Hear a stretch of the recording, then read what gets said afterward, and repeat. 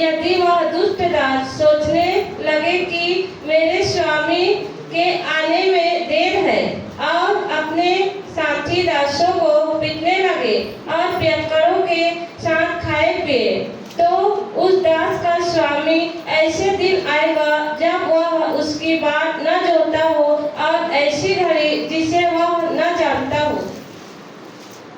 तब वह विश्वास योग्य और बुद्धिमान दास कौन है जिसे स्वामी ने अपने नौकर चाकरों पर सरदार ठहराया कि समय पर उन्हें भोजन। आइए प्रार्थना करेंगे, दुआ करें, अपने आंखों को बंद करें,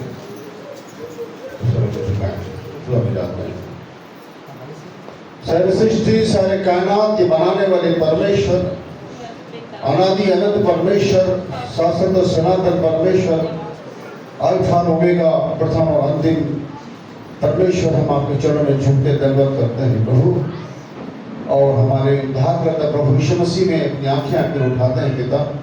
आज के दिन के लिए धन्यवाद देते हैं जिसमें आपने अपने भवन में हमें इकट्ठा किया है कि हम आज आपकी सच्ची महिमा, आराधना, स्तुति कर सकें और हमारे जीवन से पिता परमेश्वर आपकी इच्छा पूरी हो सके। और प्रभु जी, हम जिए इसलिए कि हम इस दुनिया में आपकी इच्छा पूरी करने के लिए भेजे गए हैं, आपकी महिमा के लिए भेजे गए हैं, आपके गुणगान के लिए हमारी रचना हुई है प्रभु, और वापस हम अपने पिता के पास लौट सकें, अनंत में जा सकें, मोक्ष में जा सके, मुक्ति में जा सके, उद्धार में जा सके। इसीलिए हमारा प्रभु इस दुनिया में आया। तो पिता, हम आपका धन्यवाद करते हैं कि आज प्रभु के वचन खुला है। मत्ती 24 अध्याय का 45 से 47 अध्याय तक हमारे इसमें अगुवाई करें प्रभु, और आज के वचन हम सबसे बातचीत करें पिता। आप सब प्रकार बाधाओं को दूर करिए पिता परमेश्वर, जितने भी मनुष्य के द्वारा आती है, शरीर संसार और शैतान के द्वारा, सब खुदा यीशु के नाम में दूर हों, और सब प्रकार के पिता परमेश्वर मसीह विरोधी दुष्ट आत्माओं को, ब्लैक मैजिक को, काला जादू को, परपत की शक्तियों को, रोकने वाली बुझाने वाली वस्तुओं को, और मन विचारों को भटकाने वाली शक्तियों को, और सब प्रकार की पिता परमेश्वर पत्रों को और बलवंत के ताकतों को खुदावंत यीशु के नाम में अधिकार में लेते पिता आपके हाथ में सौंपते हैं, और यीशु ख्रिस्ट के सामर्थ्य नाम में उन्हें बांध के फेंकते हुए चलते हैं और बहुरानते हैं, उनकी ताकत तमाम सामर्थ को चूर करते हैं, और पूरी दिशा में इस स्थान को यीशु के नाम में छिपाते हैं, यीशु के नामते हैं सबको प्रभु। और आज के वचन में प्रभु आपकी आत्मा की प्रकाश हो, क्योंकि सत्य मारता है और आत्मा जिलाता है, तो आपका आत्मा सत्य को जीवित करे। प्रार्थना करते हैं, हमारे कानों को खोल दीजिए, हमारे आंखों को खोल दीजिए, हमारे आत्मा को जगा दीजिए, ताकि हम वचन को अपने अंदर ले सके प्रभु, और उसके अनुसार हम फॉलो कर सकें, चल सकें, और पिता परमेश्वर हम आपकी इच्छा पूरी कर सकें। सब कुछ पिता परमेश्वर आपके हाथों में सौंपते हैं पिता, और हमारे लिए आप पूरी करने वाले परमेश्वर धन्यवाद देते हैं प्रभु। आपने सुना, महिमा आदर आपको देते हैं, और दुआ हमारे उद्धार करता प्रभु यीशु मसीह के नाम में।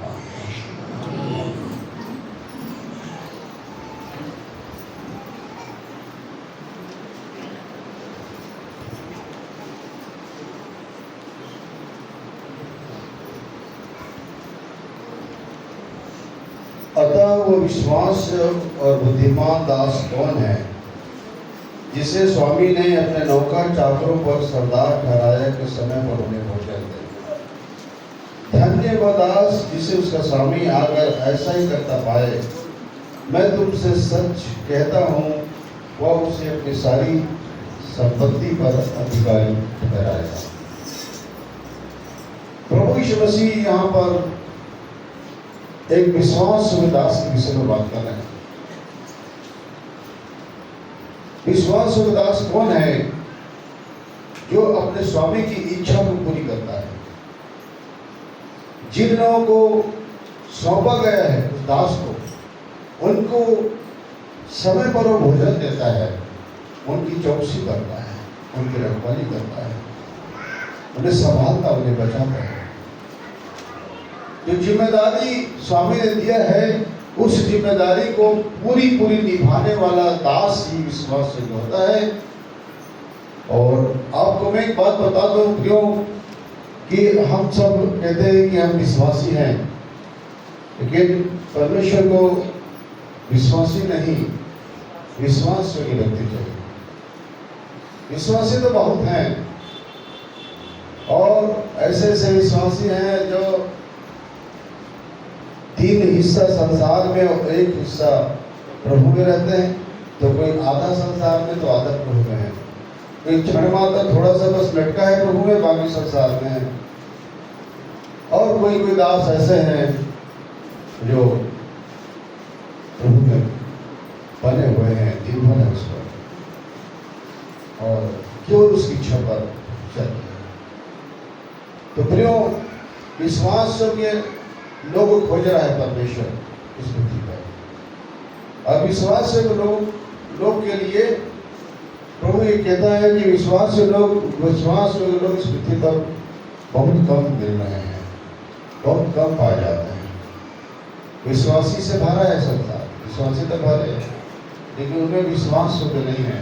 इसलिए परमेश्वर विश्वास योग्य लोगों को ढूंढ रहे हैं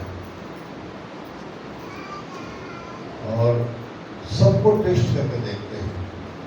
टेस्ट में आदमी फेल हो जाता है।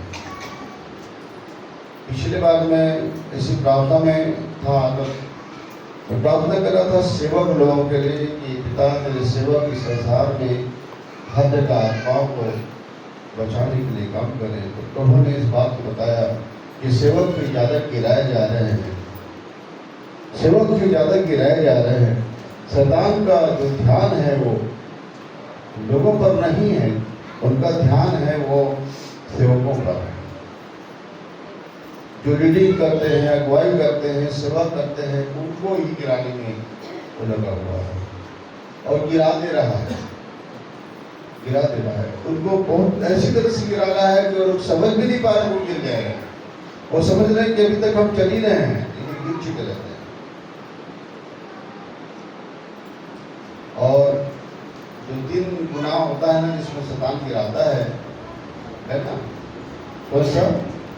व्यभिचार, धन संपत्ति और अभिमान, पद का, कुर्सी का, नाम का या अभिमान, आत्मिक अभिमान। वो ये 3 चीजों में जो गिराता है वो तीनों में गिराया है बहुत सारे सेवकों को, लेकिन उनको पता नहीं है वो गिर गए। इसीलिए प्रभु कहता है अपनी आत्मा के विषय में चौकसी करो। फिर यहाँ देखेंगे कि विश्वासी बहुत ही संसार में भरे हुए हैं, लेकिन परमेश्वर को विश्वास योग्य दास की जरूरत है। ऐसा दास जो रुपये पैसे के बारे में भी विश्वास योग्य भंडारी होता है। अक्सर लोग रुपये पैसे में गिर जाते हैं। ये बहुत बड़ा गिरने का कारण है सर। 2 पाप बहुत ज़्यादा गिराता है, एक तो रुपये पैसे का, दूसरा व्यभिचार का। ये पाप बहुत ज़्यादा गिराता है। तो अभी सबसे ज़्यादा गिरा रहा है दोनों पाप में, व्यभिचार में और इस पाप में। तो रुपये पैसे, तो रुपये पैसे का जो के प्रति जो विश्वास होकर निकल जाता है, क्योंकि रुपये पैसे देकर ही तो उसी में तो फिर लालच आता है, फिर ईमान गड़बड़ाता है, ईमान गड़बड़ाता है। और जब ईमान गड़बड़ाता है तब मनुष्य क्या बन जाता है? ईमान के आगे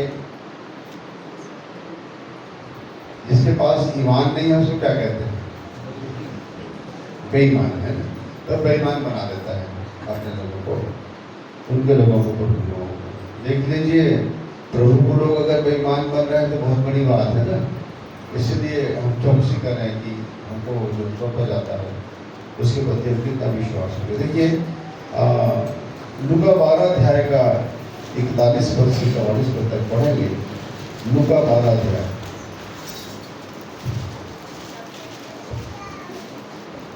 तब पतरस ने कहा, हे प्रभु, क्या यह दृष्टांत तो हम ही से या सबसे कहता है? प्रभु ने कहा, वह विश्वास योग्य और बुद्धिमान भंडारी कौन है, जिसका स्वामी उसे नौकर चाकरों पर सरदार ठहराए कि उन्हें समय पर भोजन सामग्री दे। धन्य है वह दास जिसे उसका स्वामी आकर ऐसा नहीं करते पाए। मैं तुमसे सच कहता हूँ, वह उसे अपनी सब संपत्ति पर अधिकारी ठहराएगा। परंतु यदि वह दास सोचने लगे कि मेरा स्वामी आने में देर कर रहा है और दासों और दासियों को मारने पीटने लगे और खाने पीने और पियक्कड़ होने लगे, तो उस दास का स्वामी ऐसे दिन जब वह उसकी बाट जोहता न रहे और ऐसी घड़ी जिसे वह जानता न हो आएगा और उसे भारी दंड देकर और उसका भाग अविश्वासियों के साथ ठहराएगा। वह दास जो अपने स्वामी की इच्छा जानता था और तैयार न रहा और न उसकी इच्छा के अनुसार चला, बहुत मार खाएगा। परंतु जो नहीं जानकर मार खाने की योग्य काम करे, वह थोड़ी मार खाएगा। इसलिए जिसे बहुत दिया गया है उससे बहुत मांगा जाएगा और जिसे बहुत सौंपा गया है उसे बहुत लिया जाएगा। हाँ, ये देखिए तो आदमी को जांच कैसे होता है। जांच होता है कुछ चीज दे करके देखा जाता है, जांच किया जाता है ना? और उसमें वो कितना ईमानदार निकलता है ये जांचा जाता है। परमेश्वर भी हमको देता है, योग्यता देता है, तोड़ा देता है, और योग्यता और तोड़ा दे करके प्रभु हमको जांचता है कि ये कितना विश्वास योग्य है। तो सबसे ज्यादा परमेश्वर कभी किसी को नहीं देता, सबसे पहले थोड़ा देता है ना? क्या देता है? थोड़ा देता है। और एक वचन आपको इसी लूका 16 अध्याय में लिखा हुआ है 10 पद में, लूका 16 का 10 पद में। जो थोड़े से थोड़े में सच्चा है वह बहुत में भी सच्चा है, और जो थोड़े से थोड़े में अधर्मी है वह बहुत से भी अधर्मी है। जो थोड़े से थोड़े में सच्चा है वह बहुत में भी सच्चा है, और जो थोड़े से थोड़े में अधर्मी है वह बहुत में भी अधर्मी है। हम थोड़ा सा देख करके जान जाते हैं कि उसी में जब वो धर्मी निकल रहा है, उसी में जब वो बेईमान निकल रहा है, तो वो ज्यादा में और कितना निकलेगा। प्रभु हमको थोड़ा देख करके जांचता है, ये थोड़े में कितना ईमानदार है ना? 5 तोड़ा दिया किसी को, 2 तोड़ा दिया किसी को, 1 तोड़ा दिया, और जांचा कि इतने में लोग कितना कमाते हैं। तो 2 लोगों ने तो बराबर बढ़ाया और एक ने दबा दिया जमीन में। तो क्या है? योग्यता देता है, विश्वास योग्यता हमारे अंदर प्रभु देखता है कि जांच करके देखता है कि हम कितना ईमानदार हैं, कितना विश्वास योग्य हैं। मैं अभी भी कह रहा हूँ कि परमेश्वर को विश्वासी नहीं, विश्वास योग्य व्यक्ति चाहिए, विश्वास योग्य। अगर आप विश्वास योग्य हैं तभी प्रभु के हैं, वरना तो ऐसे थोक के भाव में पड़े हैं, बहुत पड़े हैं लोग। हालेलुया। परमेश्वर विश्वास के लोग क्यों चाहता है? परमेश्वर विश्वास के लोग क्यों चाहता है? क्योंकि परमेश्वर खुद विश्वास योग्य है। परमेश्वर खुद विश्वास योग्य है, और जो विश्वास योग्य है उसी को वही विश्वास योग्य चाहता है। वैसे तो प्रियो में एक बात आपको बता दूं, बात है कि बेईमान लोग भी जो स्मगलर होते हैं, डाकू होते हैं, वो भी जो बेईमान है, डाकू हैं, लुटेरे हैं, वो लोग भी क्या बोलते हैं? अपने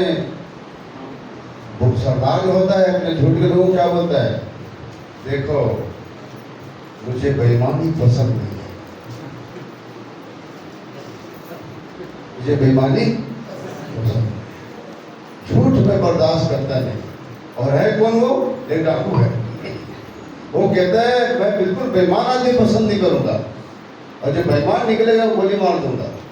और एक बेईमान आदमी भी बेईमान पसंद नहीं है, उसको बेईमान आदमी भी बेईमान पसंद नहीं है।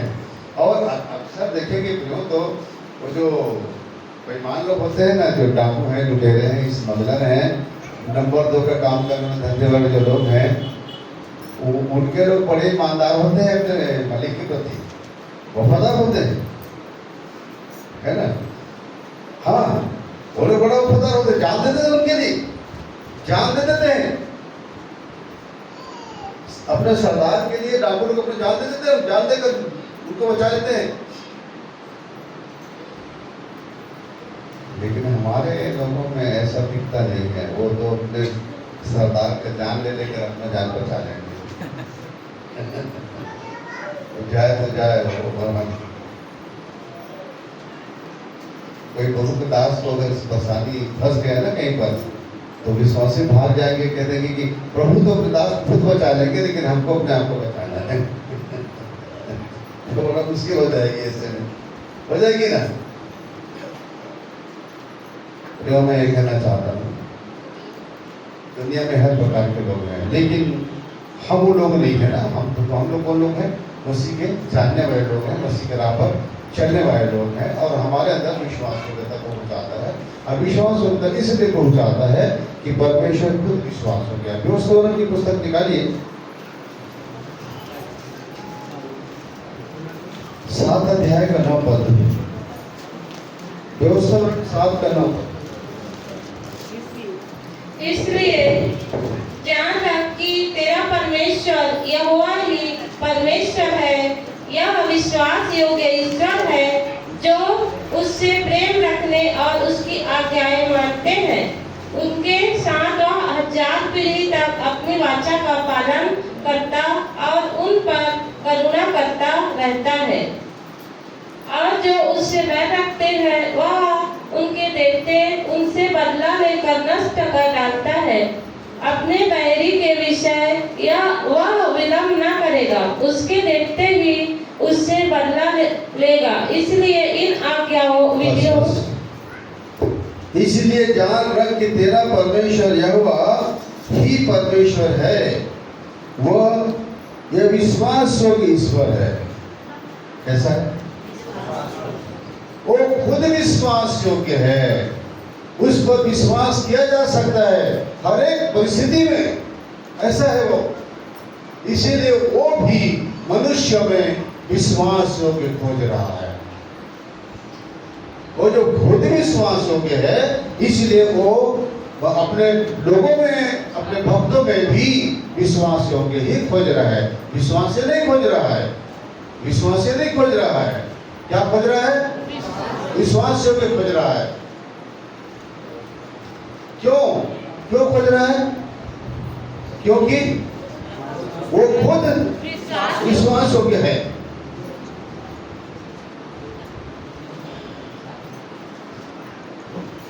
देखिए, आपके प्रति कौन कितना विश्वास योग्य है वो आप देखते हैं। आप देखते हैं कि मेरे प्रति कौन कितना विश्वास योग्य है।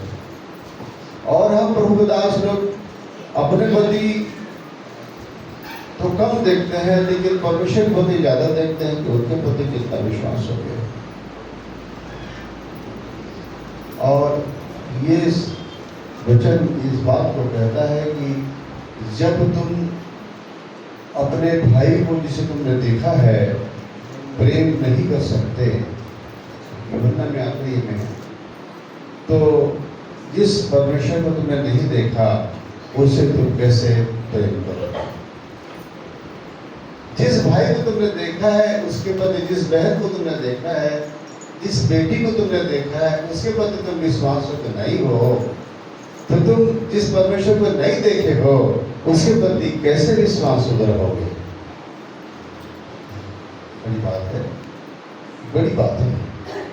इस बात को हम अपने लिए ले करके सोचें कि जब मैं अपने भाई बहन के प्रति विश्वास नहीं हूं तो मैं परमेश्वर के प्रति कैसे विश्वास रहूंगा?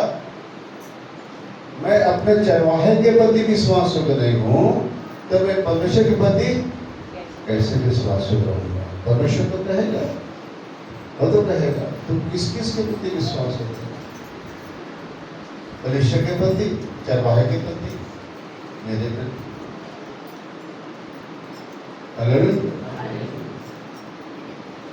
और तुम कलीसिया को उसको कहते हो।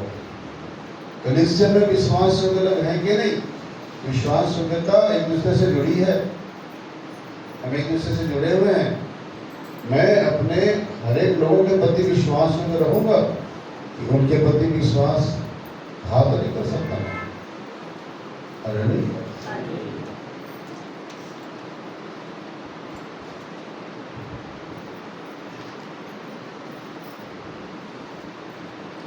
हालेलुया। एक घटना मैं बता रहा हूँ।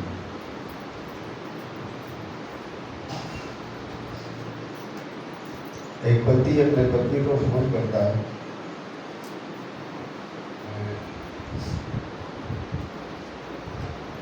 घर आ रहा हूँ तो एक सरप्राइज दूंगा। घर आता है वो, अपनी पत्नी कहता है कि पट्टी बांध के रखो, मैं आ रहा हूँ।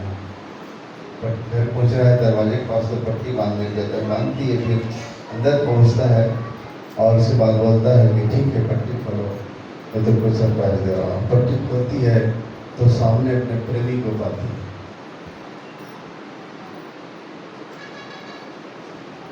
तो व्यक्ति बोलता है कि जो खड़ा है सामने वही सरप्राइज है। बोलती है ये कैसे सरप्राइज है, कौन व्यक्ति है वो? पति कहता है तुम जानते हो कौन व्यक्ति?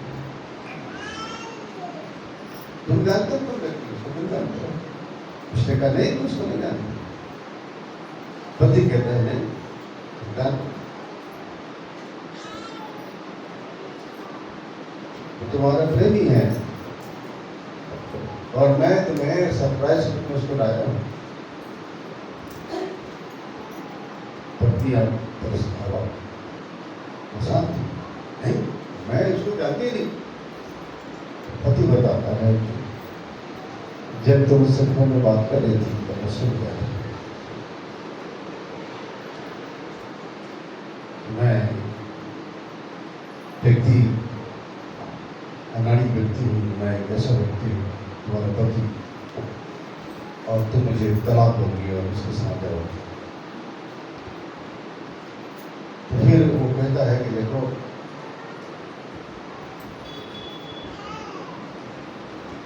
जाओ उसके साथ जाओ। पति कहती नहीं भी कोई जाओगी, मैं आपको बहुत प्यार करती हूँ। उसके पति कहता है ऐसा मत करो, मैं जानता हूँ तुम प्यार किसको करते हो। कहते नहीं मैं आपको बहुत प्यार करती हूँ, उसके साथ नहीं जा सकती, मैं उसको जानती नहीं। जिद करती है तो पति क्या करता है, उसका चूड़ी उतार लेता है दोनों हाथ का, उसके मंगलसूत्र उतारने खींच के निकाल लेता है और कहते हैं इसी के कारण से बांधे हुए थे ना, मैं तो मुक्त कर दूँ, जाओ जाओ। पति नहीं जाती। पति कहते देखो अभी मत करो, जो बंधन था तुम्हारा वो मैं मुक्त कर रहा हूँ, तुम्हारे पतियों में तुमको मुक्त कर रहा हूँ, तुमको मुक्त कर रहा हूँ उस बंधन से। अब तुम जाओ अपने बेबी के पास। अब उसको ढकेल देता है, उसकी तरफ भेज देता है उसके पास।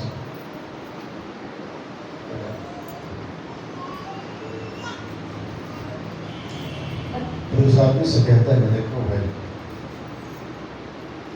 जो स्त्री अपने पति के प्रति, अपने सुहाग के प्रति विश्वास को दे दे, अपने पति कहता है, पति कहती है मुझसे गलती हो गई, मुझे माफ कर दो, तो कहता है गलती नहीं हुई,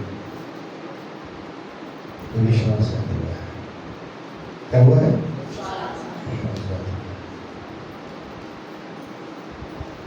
ये विश्वासघात हो गया। विश्वासघात को तो गलती मत करो। जाते जाते उस व्यक्ति को कहता देखो भाई, जो स्त्री अपने सुहाग के प्रति, अपने पति के प्रति विश्वास से मिले रहे, अपने पति को धोखा दे सकती है, और तुम्हारे प्रति कितना रहेगी? चाहिए।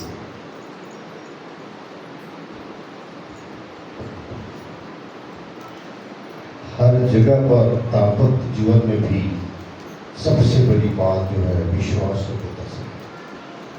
विश्वास योग्यता नहीं रही, दाम्पत्य जीवन खत्म, खोखला है वो। जहां पर एक दूसरे के प्रति विश्वास नहीं है, विश्वास नहीं है वो अपने पति के प्रति, अपने पति के प्रति, तो वो संबंध खोखला है,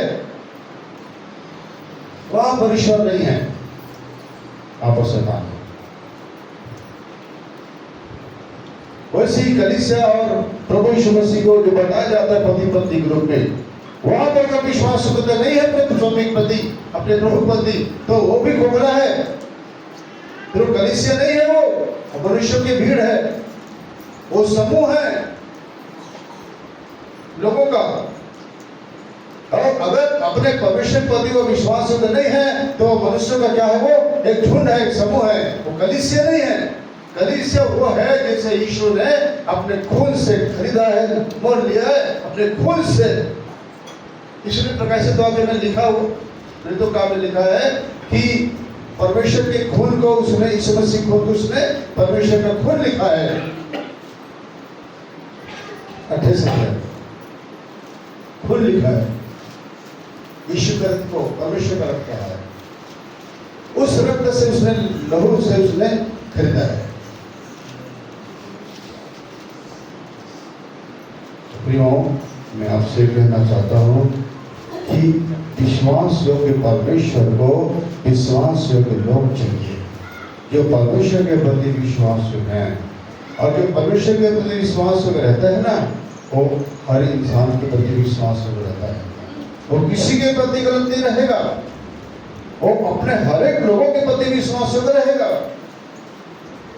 विश्वास योग्य व्यक्ति की पहचान है, वो कभी किसी के साथ धोखा नहीं करेगा, वो कभी किसी के साथ गलत नहीं करेगा। धोखा खा सकता है पर धोखा देगा नहीं, क्योंकि उसके फितरत में धोखा नहीं होता। शैतान की फितरत में धोखा है। मैंने अपनी जिंदगी में बहुत धोखे खाए और हैरान हूं कि पूरी लाइफ धोखा, विश्वासघात मेरे लिए साधारण सी बात है। मतलब पीठ पर छुरा पड़ना, और चली रहा है। लेकिन मैं अपने पिता से ही कहता रहा कि पिता, मैं कभी किसी के साथ धोखा नहीं करूंगा, विश्वासघात नहीं करूंगा। वो कर ले तो कर ले, दूसरे कर ले तो कर ले, मैं नहीं करूंगा। क्यों? अगर मैं किया तो फिर मैं आपका संतान नहीं हूं, आपका दास नहीं हूं। मेरा स्वभाव और आपका स्वभाव अलग हो जाएगा। आपका स्वभाव में विश्वास योग्यता है, विश्वासघात नहीं है। विश्वासघात तो शैतान के स्वभाव में है, उसके फितरत में है। तो मैं एक परमेश्वर का दास होकर के किसी के साथ विश्वासघात कभी नहीं कर सकता। कर दिया तो वहीं पर खत्म, मेरा उसका डिस्कनेक्ट हो जाएगा, संबंध खत्म हो जाएगा। आप कभी इस बात को समझते हैं कि हर इंसान के साथ आपका जो संबंध है उसमें धोखा नहीं होना, विश्वासघात नहीं होना।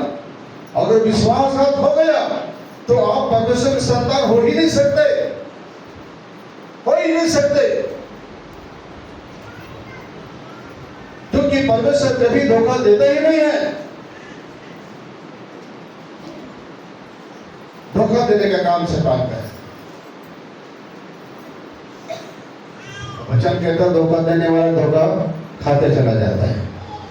वो जो बोलता है वो काटता है लेकिन मिलता है। लेकिन प्रियो, मैं आपको बताना चाहता हूँ, वो तो न्याय है, उसको छोड़िए उस बात को। लेकिन हम एक बात कहना चाहते हैं कि परमेश्वर अपने लोगों के लिए एक बात कहता है। परमेश्वर कहता है कि मैं अपने लिए एक विश्वास योग्य याजक ठहराऊंगा। कैसा याजक? एक विश्वास योग्य याजक हजारों में उत्तम है, एक 10,000 में उत्तम है, हजारों में भी उत्तम है, लाखों में उत्तम है।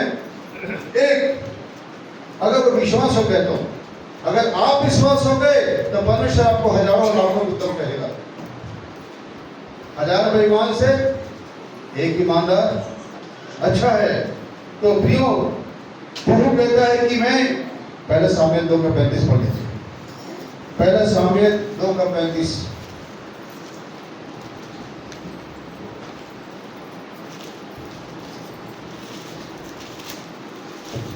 और मैं अपने लिए एक विश्वास योग्य याजक ठहराऊंगा, जो मैं अपने लिए एक विश्वास योग्य याजक ठहराऊंगा, जो मेरे हृदय और मन की इच्छा के अनुसार किया करेगा। जो मेरे हृदय और मेरे मन की इच्छा के अनुसार किया करेगा। कैसा याजक ठहराऊंगा?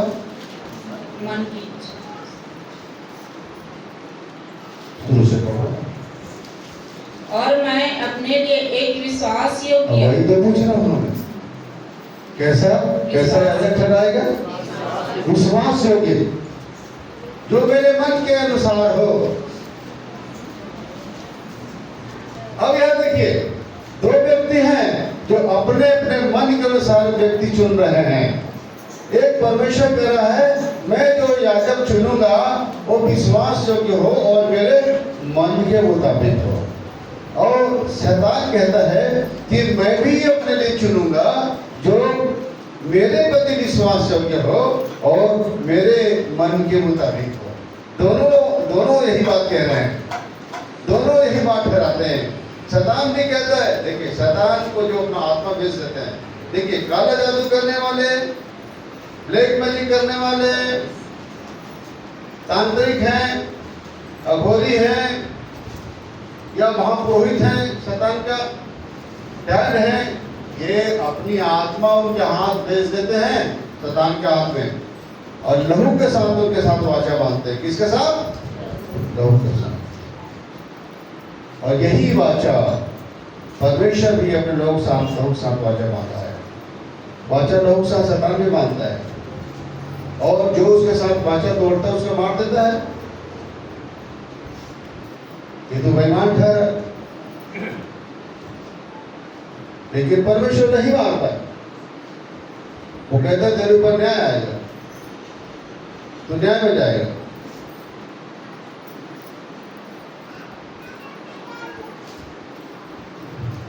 समझिए आप, परमेश्वर चाहता है कि उसके लोग, उसका याजक उसके प्रति विश्वास रखे और उसके मन के मुताबिक हो। लेकिन मन के मुताबिक परमेश्वर का याजक जो है वही परमेश्वर को प्रसन्न करता है।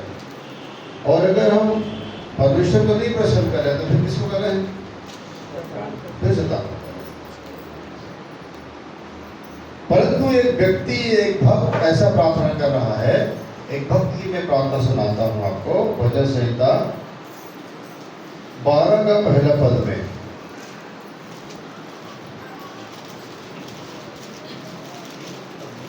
भजन संहिता 12 का पहला पद में, हे परमेश्वर, हे परमेश्वर बचा ले क्योंकि एक भी भक्त नहीं रहा। ये देखो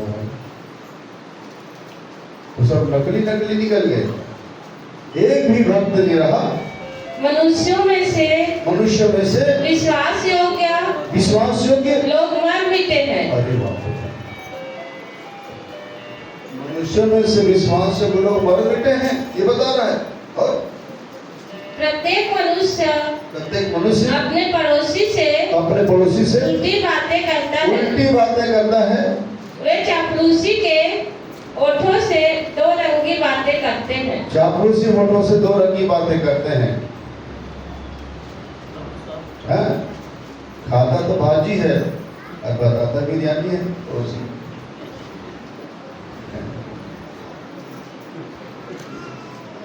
जा रहा है बिलासपुर और बताता है बॉम्बे।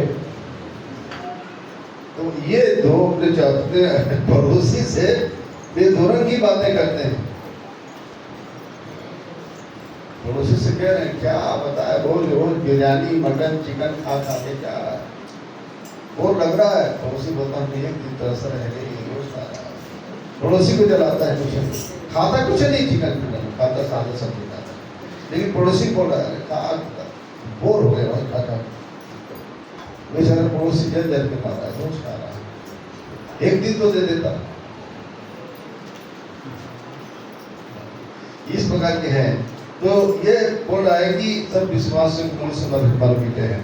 लेकिन 12 अध्याय का 7 पद पढ़ो, 7 पद को कौन से जाएगा?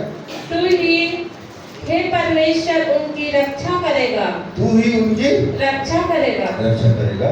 उनको इस काल के लोगों से सर्वदा के लिए बचाए रखेगा। इस काल के लोगों से सर्वदा के लिए बचाए रखेगा। इनको जो विश्वास के लोग हैं, जब बच गए विश्वास से लोग, उनको तो बचाए रखेगा। हालेलुया। जो विश्वास से बच गए हैं उनको तो बचाए रखेगा। हे पिता उन्हें बचाए रख, क्योंकि बहुत कीमती लोग हैं, कीमती मोती हैं, कीमती हीरे हैं, वो जो विश्वास होते हैं बहुमूल्य हो लोग दुनिया में, और उन्हीं का से दुनिया टिकी हुई है। ये धरती जिंदा है ना, तो जो थोड़े से विश्वास है लोग धरती पर है ना, उन्हीं का से धरती टिका हुआ है, अभी तक ठहरा हुआ है, वरना परमेश्वर मान लेगा। अभी उसके लोग हैं जो विश्वास हो गए, और अक्सर देखेंगे उसके लोग में से विश्वास हो गए, उसी के लोग में से मिलेंगे परमेश्वर, तो विश्वास हो गए। तो प्रियो, इस कारण से ये संसार है,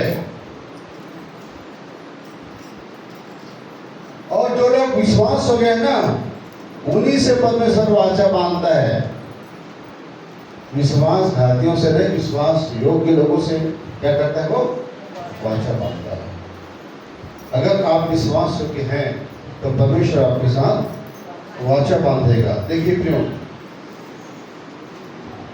आप भजन संहिता पुस्तक 89 अध्याय निकाले,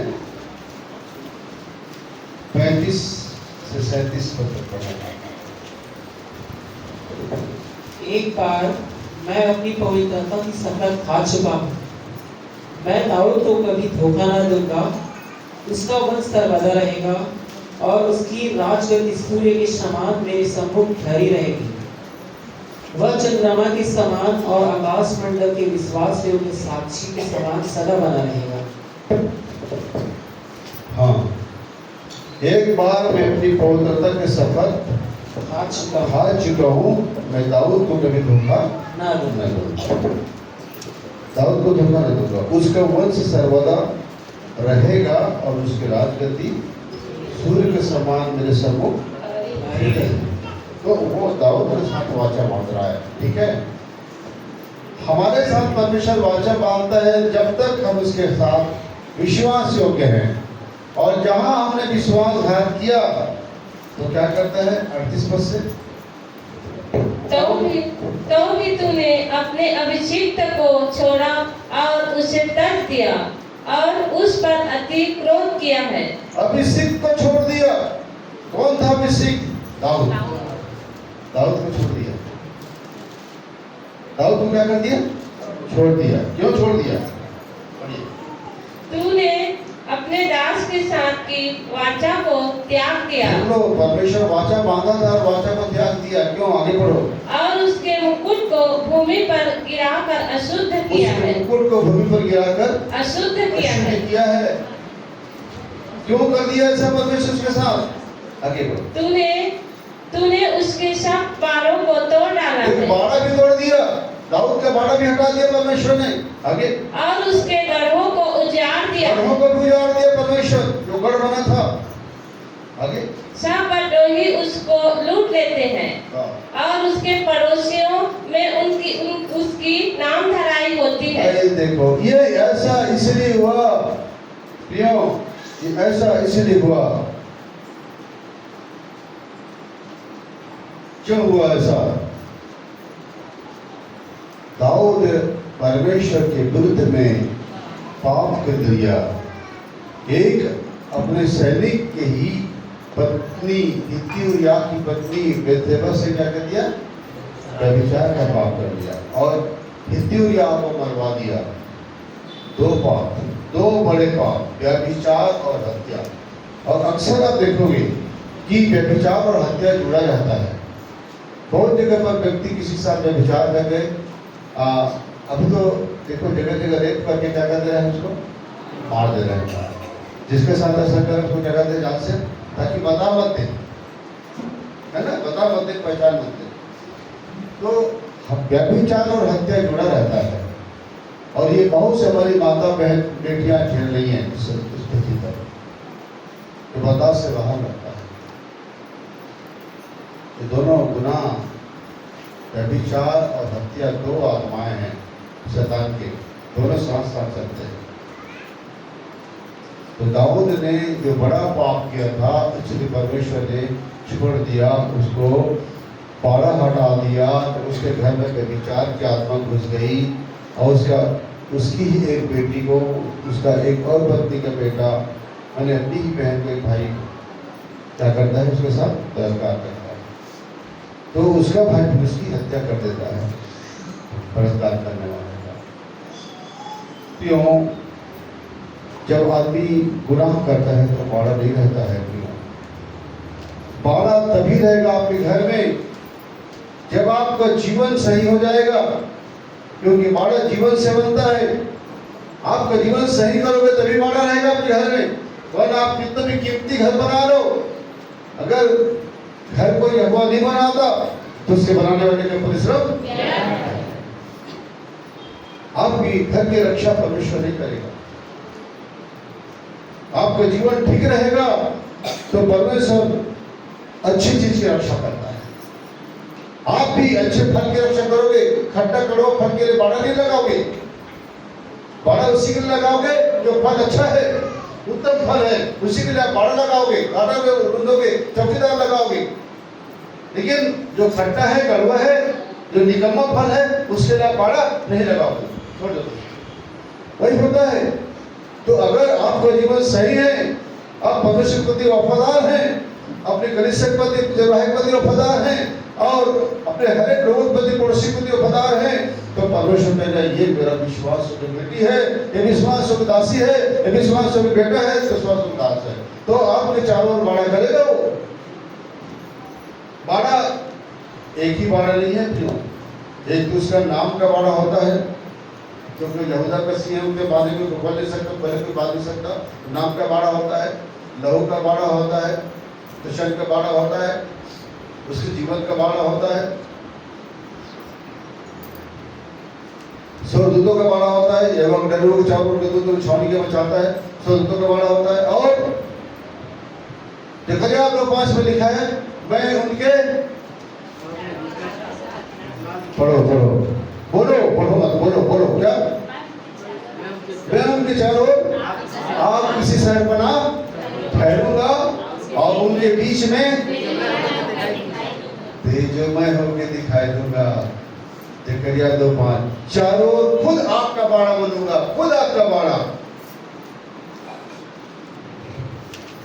कैसा?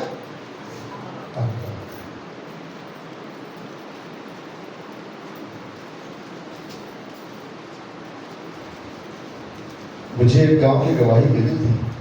एक व्यक्ति मुझे बताया, गांव का नाम भी बताया था, गांव का नाम तो मुझे याद नहीं है। उसने बताया था कि गांव के किनारे, नाला के किनारे नदी था, उसी किनारे एक परिवार बसा हुआ था जो मसीह परिवार था।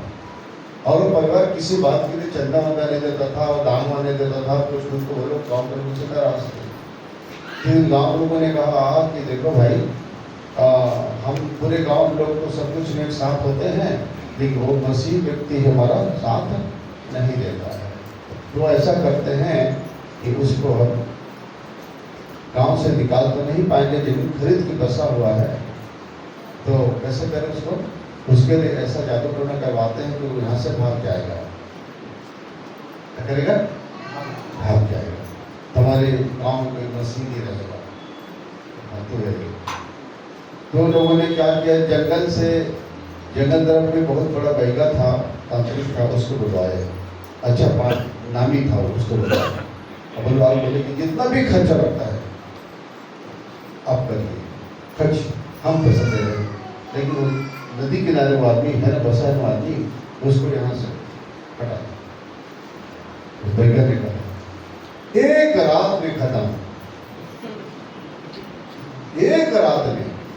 आज रात को पूरा उसके घर के सभी आदमी, औरत, बच्चे और जितने भी जानवर, पशु के गांव घर में हैं, सब खूनी उल्टी दस्तक का खून का, और रात भर में सब खत्म। सरपंच महोदय क्या करोगे? बोले कि महामारी उसी के तरफ से पहला आया था, वो पहले कर गया, आज रात खत्म करवा देना। रात भर के अपना तंत्र मंत्र का काम किया, मारने का, मारण मंत्र, क्या क्या मंत्र होता सब कुछ किया। दूसरे दिन लोगों ने चुपचाप नदी किनारे, अपने घर के टॉयलेट में नहीं गए, नदी किनारे गए, बहाना नहाने के लिए टॉयलेट गए, नदी किनारे गए। देखिए तो उनका जानवर भी चल रहा है और आदमी लोग इधर उधर घूम रहे हैं। तो वो लोग आके बोलते हैं बैगा को तांत्रिक, अरे भाई वो तो उसका जानवर, वो लोग सब घूम रहे, वो लोग भी घूम रहे हैं, किसी कुछ नहीं हुआ। तांत्रिक बड़ा ताजुब लगता है ना, आज रात भर में अपना पूरा मंत्र किया, उसको कैसे मिल रहा है? बोले ठीक है कोई बात नहीं, अभी तो काम जारी है, अभी तो शुरुआत किया हूँ। रोज उनको वादा करता था कि आज की रात और आज की रात, रोज करता था वो, और किसी रात कुछ नहीं पता था। और लोग रोज जो कुछ भी सामान मंगवाता था क्रांति को लोग ला के देते थे, भयंकर पैसा खर्चा करते थे, क्रांति करवाता था, रोज मुर्गा खाता, रोज शराब पीता था।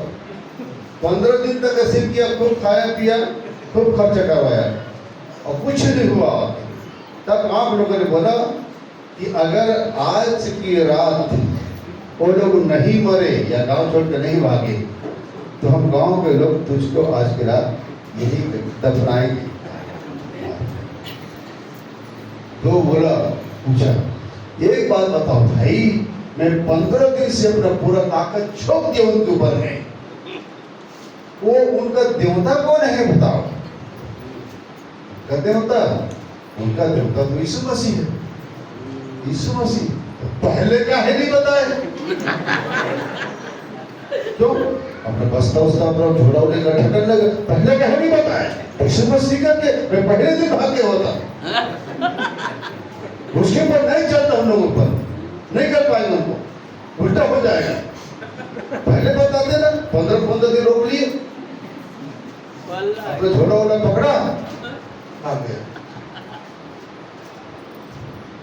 मैं किसी गांव में गया था, मुझे गवाही बताया था, गांव का नाम मुझे नहीं मालूम, गांव का नाम भी बताया था। कई साल हो जाते याद नहीं, खास बातें याद रह जाती। हालेलुया।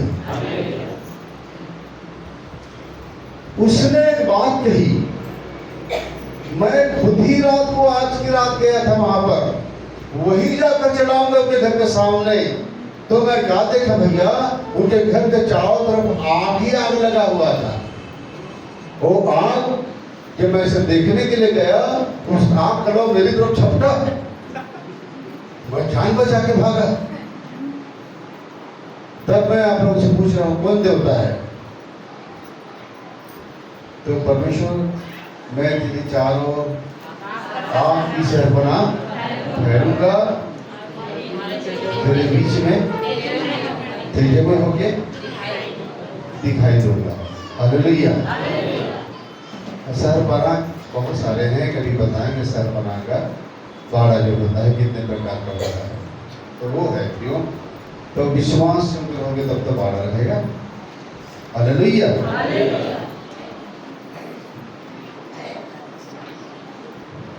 विश्वास योग्य मनुष्य की पहचान क्या है?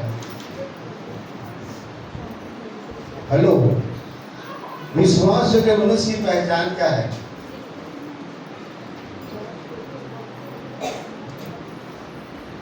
बताइए ना, विश्वास योग्य मनुष्य की पहचान क्या है? बोलो बोलो। अपने परमेश्वर के प्रति वफादार रह जाओ, कलीसिया के प्रति, अगुआ के प्रति और नम्र और दीन, वो सबके प्रति रहता है।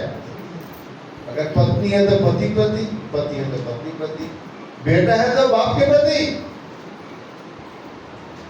बहू है तो सास ससुर के प्रति।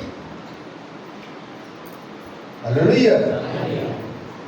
वफादार का मतलब होता है सबके प्रति वफादार। आप अपने लिए वफादार मांग लोगे और दूसरे के लिए आप वफादार होंगे कि नहीं? विश्वास योग्यता का मतलब होता है एक के प्रति नहीं, हमारा पड़ोसी कौन है? उन्होंने कहा अपने पड़ोसी से अपने समान करें, क्योंकि विश्वास योग्यता अपने पड़ोसी के साथ भी और हमारे पड़ोसी के साथ है। हालेलुया। तो मैं आपसे प्रश्न कर रहा था कि वफादार विश्वास योग्य मनुष्य की पहचान क्या है? नीति वचन 11 का 13 पद पढ़ लो।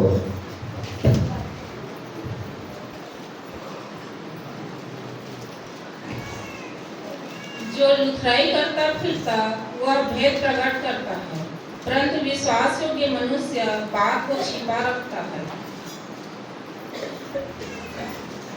ये बड़ी अच्छी बात लिखी यहाँ पर। देखिए क्या लिखा है, जो लुथराई करता है फिरता है वह भेद प्रकट करता है। भेद प्रकट करता है। भेद, आपके घर की कुछ गलतियों को जानना हो तो मैं क्या कर रहा हूँ, पड़ोसी घर जाकर दूसरे घर जाकर के मैं आपकी बुराइयों को कर रहा हूँ, ये लुथराई है। ये क्या है, लुथराई है। भेद प्रकट करता है किसका, अपने भाई का, अपने मित्र का, अपनी बहन का, अपने पड़ोसी का।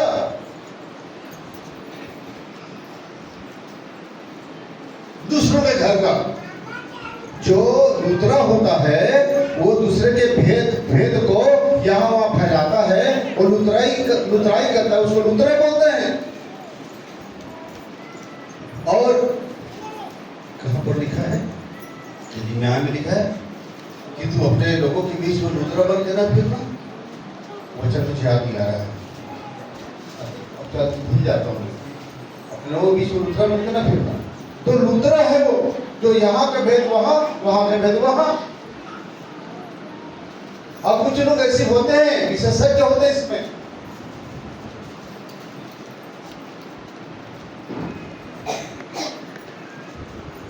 हालेलुया। तो हो जाएगा तो मुझे कहेगा, उनके भाग जाएगा। इसीलिए किसी नाम चिंटू नहीं है ना, नहीं है ना। चिंटू क्या है, इसकी बुराई उसकी पास, उसकी बुराई उसके पास, ये धंधा है उसका। इसलिए हम उसके घर के आगे एक बोर्ड लगाते हैं और उसमें लिखते हैं चिंटू चुगली सेंटर।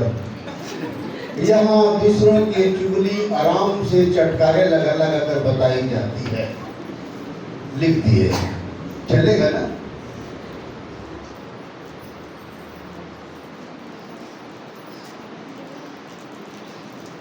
एक बोर्ड और लगा दिए, चुगली विशेषज्ञ, नीचे उसका डिग्री लिख दिए। इसको क्या बोलते हैं, लुतरा बोलते हैं। क्या बोलते हैं, लुतरा बोलते हैं। हालेलुया। तो पढ़ो इसको, वचन को, नीति वचन 11 के 3 को। हाँ, जो लुथराई करता फिरता वह भेद प्रकट करता है, परंतु विश्वास योग्य मनुष्य बात को छिपा रखता है। विश्वास योग्य मनुष्य बात को छिपा रखता है। जो लुतराई करता है वो बात को फैलाता है, लेकिन जो विश्वास योग्य है वो दबा देता है। भाई की बदनामी होगी, बहन की बदनामी होगी। समझ आ गया। जो विश्वास योग्य है अपनी भाई की इज्जत को दबाता है, बहन की इज्जत को दबाता है, पड़ोसी की इज्जत को दबाता है।